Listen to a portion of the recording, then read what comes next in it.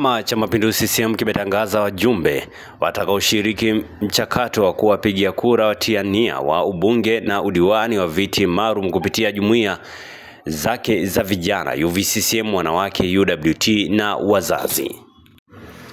Hatua hiyo ni baada ya chama hicho kufanya marekebisho ya kanuni za uteuzi wa wagombea uongozi katika vyombo vya dola uliohusisha upanuzi wa wigo wa idadi ya wajumbe wa vikao vya chama na jumuiya zake watakaopiga kura za maoni. Uamuzi huo kupanua wigo huo kwa mujibu wa chama hicho umelenga kuimarisha demokrasia, uwazi na kupanua uwakilishi wa wanachama wa CCM katika kuwapata wagombea wa nafasi za uongozi katika uchaguzi wa vyombo vya dola.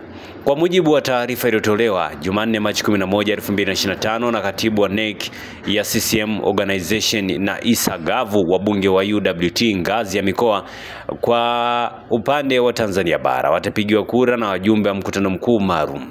Mkutano huu utakuwa na wajumbe wote wa mkutano mkuu wa UWT na wa mkoa, wajumbe wote wa kamati za utekelezaji wa jumuiya hiyo, wilaya pamoja na kata. Kwa upande wa Zanzibar, mkutano huo mkuu maalum wa UWT wa mkoa utahusisha wajumbe wote wa mkutano huo ngazi ya mkoa, wajumbe wa kamati ya utekelezaji wa jumuiya hiyo, wilaya, jimbo, wadi au kata na matawi. Kwa upande wa UVCCM na wazazi, kura za maoni kwa waombaji ubunge au wakilishi wa viti maalum wanawake zitapigwa na wajumbe wa mikutano mikuu maalum ya taifa.